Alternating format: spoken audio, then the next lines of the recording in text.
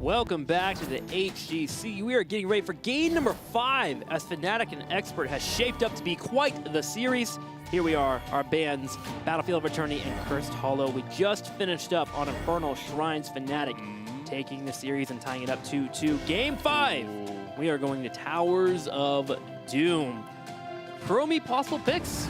We had Expert run it yesterday. We've had Fnatic run Expert now on multiple maps. We'll have to see how this game number 5 shakes out. We're going on the tour of Expert. They've pretty much chosen all the maps from that very first map, which was obviously in favor of Fnatic. So I'm wondering.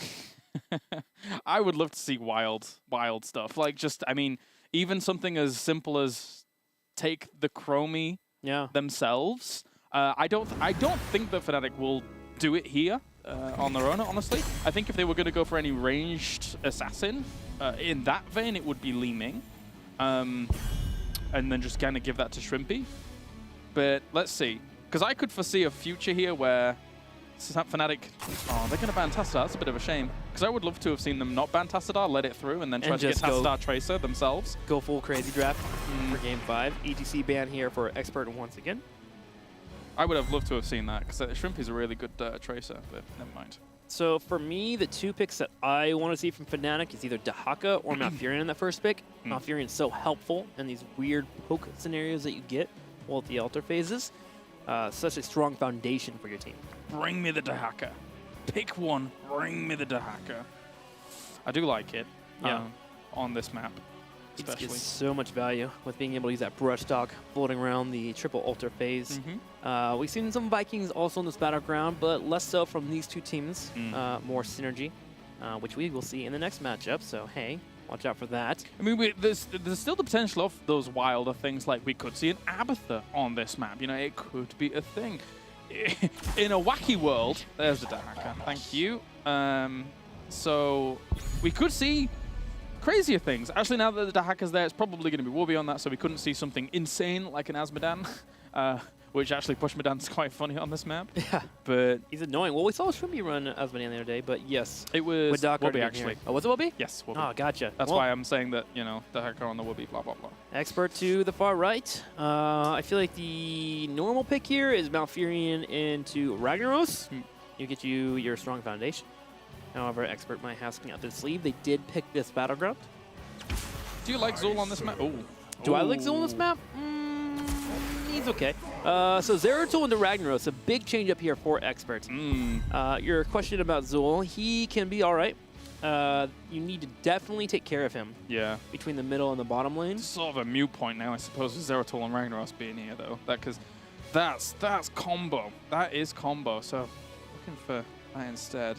I will note that Zeratul and Ragnaros does bring a decent amount of wave clear. I wish we could go the Abathur route that you were talking about, but now suddenly that becomes impossible. To never play an Abathur into Zeratul and Ragnaros. The wave clear is dealt with well by Ragnaros, and then Zeratul has the hunting potential. Falstad will be grabbed by Fnatic. They'll say thank you. We will take the Zero that we love so much, and then you get that Malfurion that we were talking about earlier. So Expert giving up some solid picks here with that Malfurion. So hopefully they have something down the line that can be aggressive for them.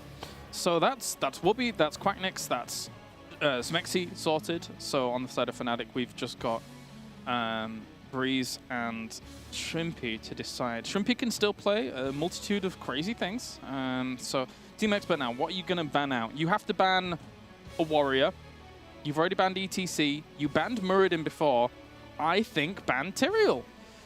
I think I agree. I think on boss maps, his value just goes up slightly higher with that Holy Ground. And there's so many times on Towers of Dooms that we come down to this comeback scenario for both teams. They fight over the bosses, and Tyrael gives you that control that is so needy and so helpful.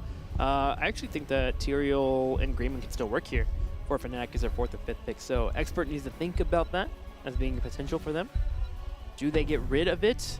Here is the choice. They ban out Tyrael. Over to Fnatic. You can body out the healer slightly here. Get rid of Rhaegar. Or Jaina. Yeah, that's what I was thinking too. That's my next choice. Jaina. Ooh, Diablo. Diablo makes sense too. I think they've dealt with Diablo really well. I don't think they need to ban it, to be honest. Well, they had Tychus last time, which made it much easier. True, yeah. The isolation happens and it works out, and Bad Bunny did get caught out, but being able to actually burn him down was important. Tychus is still on the field. However, there is a chance that Expert could take it here. There is a chance. I'm wondering. Let me see. Where are we? We're looking through notes. Give me a second. That's the wrong team because it's on the wrong page because I screwed up. There we go. All right, we're here. So Nick has the potential to be playing Zeratul. Then Blade could be on the Ragnaros. The thing is that, you know, the Ragnaros just goes between like Blade and ADRD sometimes. Nick is usually the Zeratul player, and then I'm thinking, what would ADRD be on? I want the Medivh. I just want the Medivh so badly. I think we all want the Medivh, especially here in Game 5. You go to your comfort pick, the one that's so decisive, which I think Fnatic was thinking about. Diablo and Medivh together with the Zeratul Void Prison and create isolation is scary. So now Experts on their side here. Void Prison, do you grab Jaina? Is that starting to be too much for Expert in terms of the damage category? Because that puts it onto one support and one warrior. The warrior for Team Expert, almost absolutely. If they're not going to go Medivh, it absolutely has to be Muradin because they need an escape mechanic. Since the Diablo's not there and they don't have like Shadow Charge or Big Sustain. So either they go Medivh. Yeah. There it is. Okay. All right. Okay. That was my Medivh reaction. The ADRD special. Here it is. Okay, so they don't technically need to go Muradin. It's still a good choice, but now because they've got portals, they could go a warrior that they feel more comfortable on, but have portals for the distant get out anyway. They grab Brightwing. Ugh, that skin. This is their standard combination, by the way. Medivh, Brightwing constantly. Whenever they can grab the two, they will do so. So there it is for Expert. Now to 4th and 5th. Do you grab Tyrael and Greymane? I think Greymane, or not Tyrael, Tyrael's already been banned out. I don't think you go Greymane because 1, Tyrael's not available, and then 2, into Medivh and Brightwing. We have the Leyline Seal to hold him in check. You have the Brightwing Polymorph, and then you also have the Zeratul in the back line, probably hitting your Malfurion / your False if you're diving too hard. So I don't think Greymane is a choice here. No. I think they might have to go Muradin themselves, because what else does Breeze play? Really? Like, with the hacker there... Johanna? You get wave clear, and then you could do Chromie at that point. I think it has to be Muradin. Absolutely. Yeah. Like, unless it's something a bit more wild that I haven't really seen him playing, it has to be Muradin. But he doesn't have as much faith in that hero than he does in the other ones, like ETC, like Tyrael, etc. Totally. And then damage for Shrimpy, Li Ming. Okay, so the very big... Ooh, Varian. Ooh, that's a corker. Ooh. So that's a good combo. That's a good duo combo. The Varian, I haven't really seen much Breeze on it. Did we see them play it? No, we have seen Expert play it. Right. And I think that might be part of the draft here is, okay, we need a warrior that can engage. Expert has shown in the past they've ran Varian, and now Fnatic takes it away, but they also pick up a double combo with Li Ming. Yeah, that's punch. That is impact. Absolute impact coming out from those two last picks. So now you put Bad Bunny on maybe Muradin, or they've ran in the past Solo and Nubrak, which they have. Both scenarios feel really odd to me here. But a Nubrak is kind of forced here with the Li Ming pick here. Fnatic has actually set them up very well for this draft here. There's the Nubrak as a 5th pick here for that Li Ming, but Varian can be very assaulting here. Again, Expert's composition relies upon Medivh here. What a cool draft. We anticipated the Li Ming at the very beginning because, you know, we didn't...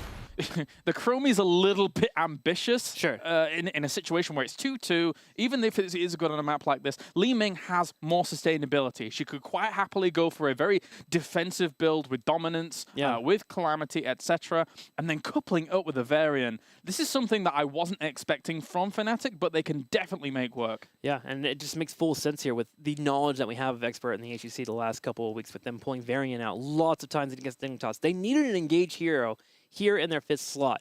And taking away that Varian just sets you up so nicely with that Li Ming, which forces the Nubrak. Such a great ending here from Fnatic. And now Expert, I look at their composition. I see Poke being so strong and so devastating. And then I also see Nubrak having a hard time. We'll see if we can get it to work out here in game number 5. Fnatic taking on Team Expert. Here we go. I see comfort versus comfort, Trixler, here in game number 5. As to the left-hand side, it will be Fnatic. And there is Breeze on the Varium. Looking forward to this one. I have to ask you, did you think we were going to come to game 5 here in this series? No, I thought it was going to be 3-1. Yeah. It was my anticipated score in favor of Fnatic. That was my anticipated. I mean, if it wasn't for a 2% core, we quite easily could have been there. But that's by the by. We're in game number 5. What are you? How about you? Same thing? I was feeling the same thing. A 3-1, even a 3-0 here. Fnatic just looks so dominant the last couple of weeks. But Expert here showing some strength as they come to game number 5. Here they are on the red side. ADRD pulling out that Medivh. Yeah. And what better way to end this series? It's been a great series so far between these two. And if Expert wins, they could change a lot of the makeup in that top 4, as we can elaborate on, if they do secure that victory. But of course, Fnatic, a lot of people came in with the same anticipation we did, with them winning this series. But could change. Especially after seeing Expert just not fall apart, but get figured out. Figured out. Yes. And here they just show much more composure, and it continues to go back and forth. Here it is, Fnatic dealing with the Expert. They try to rotate the middle lane to get that juicy experience. And the thing is that we come into this game with everything I want, really. We've got Dahaka and Falstad as globals. We've got Brightwing and Zeratul as a pseudo-global. Because, of course, he can just be anywhere at any time. You kind of don't know where he's going to be, unless you're really keeping tabs on the minimap. And then we've got Medivh in the mix as well from Team Expert. So and both teams have deadly combos. Varian and Li Ming. You have your Void Prison and Sulfura Smash. There's a lot of high velocity that can happen for both these teams. 3 Ultra Phase now up. The next 20 seconds, both teams will compete over this. Now, Brightwing is already set up from the bottom. Falstad should be making a move soon here. Mercenary camp's grabbed. Yeah, absolutely. Get some focus on these. Try and capture them just before the altars are about to pop. I go through every name whenever I'm calling something, but I went from temple to shrine to altar. So that's going to be both of them being picked up, and 3-man, 4-man being committed down to the bottom one, as Dahaka's already got the top one very convincingly. Good. I think this is good for Fnatic. Yeah, they're set up really well here, especially with this engage available by Breeze. Shouldn't be able to drop off a few of the missiles. Nick on the right side does get locked down. Bad Finny can possibly delay here. Curson will hit it. Medivh stays in the top lane though. Grabbing the experience, trying to force Dahaka to come and deal with it. And there's the Molten Core for the delay, which gives a chance here for Medivh to hop into Raven form. Zeratul sets the middle lane and then possibly rotate back down to grab this altar. I think they've conceded this at this point. Yeah, they're just going to delay for as long as possible and force 4-man to stay down here while they get that little bit of extra soak. So they know that they're going to go into a situation. And they go for an engage instead on the top lane. Ooh, a delay once again.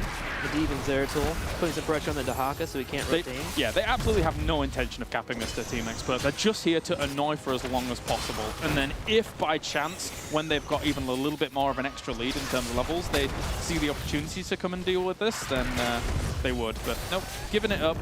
Really good tactics there from Team Expert. Look how much of an experience advantage they got off that delay. Against double global too. Falstad and Dahaka. Solid play by them here. Warbringer is now online, so Varian will be the main initiator for Fnatic. We'll keep an eye on Breeze. See how he gets his engagements down.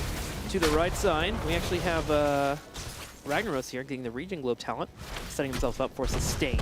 Blade going to be pretty much hard to kill once we get to the mid to late game here. As our teams continue their rotations, Dahaka's in the top, Quacking's holding down the middle lane. All right, so interesting to see that we have Quacknix going for the auto attack build on Falstad to start things off, because he doesn't have as much frontline to really wail away on. I suppose if Anubarak is just going to sit in there forever, then yes, he would. Yeah, I think that's the main appeal, though. Just put a lot of pressure on the Anubarak. If you hit him 2 or 3 times with Falstad after you hit 13 to 16, and you get him to half health, Anubarak's hitting twice and staying there. Actually, now the more I went down that track of thought, and then you saying that, it's kind of convinced me that it's better, based on the fact that they just like to focus down those warriors and then kill them off. And if they kill Anubarak, there's nothing else there. Expert just has to retreat. Bad Benny engaged on with the Warbringer. The follow-up from Schwimpy here. Another thing that's annoying with the Nubrak too, besides having that darn spell shield, are these darn little bugs that pop up from him. Slippy has a hard time landing these orbs. That's true. It used to be a really kind of old mantra, actually. Li Ming has a hard time against the Nubrak because of those bugs. So it's cool to see that dynamic coming in. Not often we get to see that nowadays in the meta. Yeah, fun to see indeed here. One altar does spawn in the bottom. Curson. Gotta be careful. The root almost coming out from Smexy, but will miss. That feeling when you're the king of the alliance, king of Stormwind, valiant warrior, and then you get turned into a small monkey. Sorry, Breeze. So, do you think they're aware when they get turned into a sheep or a pig? Yeah, I think so. Yeah, I think so. Conscious thought. Because something that's very common in RPGs is hex. Oh, it's true. When you get turned into a frog, and I imagine if I'd got turned into a frog and I'm hopping around, I'd know about it. I'd know about it. I agree with you. Yeah. I'm more worried there. If they actually just took on the instinct of him or what. Altar goes over to Fnatic. Bad Benny is engaged upon. Warbringer to set up once again. And Expert has been just using this early game to soak an experience lead to get to 10, and they've been comfortable using Ragnar's Molten Core as their main delay tactic. Look at Woobs. Getting some Woobs on. All right, Constriction, level 7. Increases duration. Oh, dear me. That's first blood. I was talking about completely the wrong thing, Trixler. Well, Warbringer into root is devastating. That happened so quickly that you looking at one thing equaled a dead Ragnaros. That's how quick they can be killed off. Yeah, I literally looked at the wrong screen for a few seconds, and there he goes. So yeah, Constriction level 7 increases drag duration by 0.5 seconds. So if they can get the pickup on someone, that might just be a little bit extra for them. And as such, I would love to see the drag extension range at level 16. Do it. Do it. Let's go all in. Do it. A good pickup for that talent is also because of the Force of Wills that come out from Medivh. It's slightly longer, and you can out-duration that and then go for the kill afterwards. So small things to consider can definitely lead up there. There is an engage from Wubby, but ADRD will just walk away with the portal. A hard engage in the bottom left, though. Taunt has been popped. Nick is taking some damage. He will drop Void Prison, but Wubby is on the side here with that Brushstalker to secure the kill. That is very, very strong there. So they've even got opportunity to go to Disintegrate. Emerald Wind by Curson to manage him getting out of there at that point in time. And Bad Benny under a lot of threat. Curson, Force of Will not be able to save him. That's the calamity coming out for Shwimpy. And I can't help but feel that if you give Fnatic this kind of room early on in the game, they are going to steamroll with it. They're a team that when they have momentum, it just feels like they never stop it. I gotta agree with you here, and they're going to keep up with it. They push into the fort. They're going to take it. Flying in the next 10 seconds. There's no way for the team to hold this. Oh god, and this is perfect as well for Fnatic because this altar spawns at just the same time as they're going to try and create themselves a perimeter and protect this location, this fort, this bell tower even, I should say. So this is quite worrying now for Team Expert, who have done so good all series long. But easy pickings for Team Fnatic. Solid pickings indeed. False down here on the bottom right will be setting up, as you were mentioning. Wubby heads back home so he can head the top lane and start soaking, but that allows him to brush stuff in if the opportunity does arise for himself, especially with that bush in that bottom right side there by the fort. Breeze is in the front, challenging Expert to move forward at all. He would Warbringer in, Shwimpy would fall off the damage. Wubby's up here in the top left for the defense. There is a Zeratul, though, scouting it out, and Team Expert going for the bold play. Does Dahaka check? No. It's too late at this point now. Yeah, it is. It'll be the quarter health false, then maybe it'll show up and get a randomized gust, but still too difficult for them. The boss is now grabbed, 4 points awarded to Expert. That dynamic's come out multiple times actually in HGC Europe, where this has been cordoned off. Was it Team Expert as well that actually did it prior? That's the side of the meta evolving right there. When you start to see a strategy employed, you find the next strategy that can counter that, and that is grabbing the boss in the top left. If it's not scouted instantly, there's no retreat possible for the opposing team to come take it. Yeah, it was Misfits versus Synergy, the first game of the day when they played. That exact same dynamic happened. Synergy was pushed up against this corner. So cool to see that those trends continue. But now, we will see them have still a hard time down here. It's pretty annoying. It's really annoying. They haven't done any damage to this bell tower yet. They don't have the poke. No. There's no auto attack here. There's no ranged assassin that can apply the damage. That's actually very, very true. And really irritating. If Fnatic just stuck around here for a long time, what are they going to do about it? Because the hacker is just getting value elsewhere, which is the better global than Brightwing. Yeah. That's brutal. It is. They need to like hard engage. And when do you do the hard engage, though? Right. You mentioned you go for the hard engage. When? How? All it comes down to is AJRD getting a portal onto a squishy and then hoping that Fnatic doesn't respond correctly. Yeah, so now it's going to have to be challenging for the altars. Do they leave one down there to try and slowly chip away at that Belter? I guess they do. I guess it's a new Barak. But that takes a lot of wind out of their sails for them trying to... Okay, so it's just going to be 1-for-1. Yeah. If Fnatic gets back down there and continues to put pressure on that Belter, I think this is a brilliant play. If Shrimpy's going down there with Varian...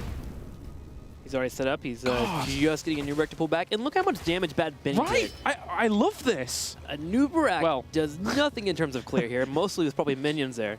It's funny. It's like, I love it and I hate it depending on which team's perspective you're looking at from. You're just kind of pigeonholed in, right? You have no way of actually dealing with that. If they had, say, a Ling or even a volley, you could start working in some auto attacks, maybe some multi-shots from the side with your tanks in the front. But it's one of those moments where you just have a draft mishap that you can almost not really foresee. Look, the poke that they have is Brightwing Bananas. Like, come on. That's bananas. That's bananas. That is for sure. Ragnaros in the top lane, going against Dahaka as well. They keep rotating out members out. They put Brightwing top, they put Ragnaros top for a little bit. The hope is that they don't lose another port, and then they can play at some point if Fnatic were to open step. They're just waiting until it runs out of ammo. And that's a horrible spot to be in. Quacknick's lurking, waiting on the wings, hoping that they try and push in just as a few little bits of ammo left over so they can get the gust in maybe.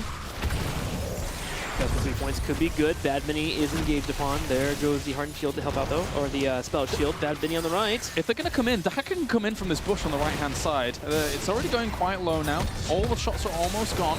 And now the triple temp altar. They have to get this bell tower, and they have to reposition themselves for the triple altar. That's actually a really good point, Claris. The ammo was drained there, so they just pushed just enough to get minions there to drain the force to get finally engaged. That was a, what, 4 minutes duration of just trying to deal with that fort. But the 3 altar phase now up. Brightwing will move to the top right to use that global pressure to her advantage. Does have to be careful of Falstad and Dahaka. If they're coordinated, they could catch her. The Emerald Wind being a thing here. There's an altar on the right side. Curson does grab it. And the rest of Expert hoping to get 2 here. They'll try and poke. Falstad, though, goes for the fly onto Brightwing. A little too late, though. Curson with the instant polymorph into the Emerald Wind can face shift to the fight, though, with Fly being down, and this might be the move for Experts. Yeah, might be. A little bit gun-ho there was Quacknick's to try and reinforce that. He will get down here pretty quickly. They've fought tight with the pokes to actually try and find themselves a good spot. And that's going to be a drag there on towards... Is that ADRD? No, it's Curson. Curson does pop out. The lane still does occur. Bad Benny on the right side here. Big Void Prison Blade. Does not have a Sulfurous Smash. The Falsa comes in for the Mighty Gust, and the fight is not looking too good here for Fnatic. As Silence does come out, it connects with a new Barak, and that's a dead bug. They got 0 off of that Void Prison. It almost hurt them more than it did help them, and that's going to be Curson falling as well. Team Fnatic, once again, if they go down here and take this bell tower once again, then it's lights out. It's absolutely lights out. With the compositions that we're seeing here, it's a weird dynamic that we never get to see in this matchup. And they're going to just get Ragnaros as well. They're going to take this bell tower, and then they are just going to be running away with it. Yeah, especially with no multi-core. That Ragnaros pick was massive here. Yeah. For Fnatic. Team Expert may have been able to delay long enough for the teammates to show up if they still had that Ragnaros available. Unfortunately, not here anymore. 5 shots will be awarded to Fnatic. What an unfortunate situation that we just did not foresee in the draft. For Team Expert to be successful in this game, they had to lose no bell towers ever throughout it. And yeah, that's how the cookie crumbles. And they're obviously losing here. There is good news for Expert. 16 but hit. Reabsorption will be a thing that can occur here. And with the burst from Lee Min, you can heal through so the damage is coming your way. Boss being grabbed here. ADRD does come up. He has Leyline available, but does he go for it here? No, he doesn't. He faints. But the spread for Fnatic was too good. 4 more shots. Expert down to 5. 5 health here. And now all Fnatic has to do, go back down to that corner if they really want to, protect that location, and I mean, how much health is that bottom bell tower at? It's still at quite a bit, surely. Half. Yeah. They can still protect this. It's still got good shots. They sure can. And there goes the engage. Immediately jump over, and that's going to be a big magic missile into the face of Nick as he picked Mirror Ball. Wimpy, Smexy, and Breeze, as you mentioned, set up once again an anchor to this bottom lane. And yeah, it hurts even more that Mirror Ball is in effect because it just like provides extra poke. Look, just having to use the most just minute pokes to try and get onto this bell tower. To the left-hand side, Nick was trying to get a flank on towards Breeze as well as anybody on Fnatic because they know it's lights out if they don't keep putting on pressure to Fnatic right now.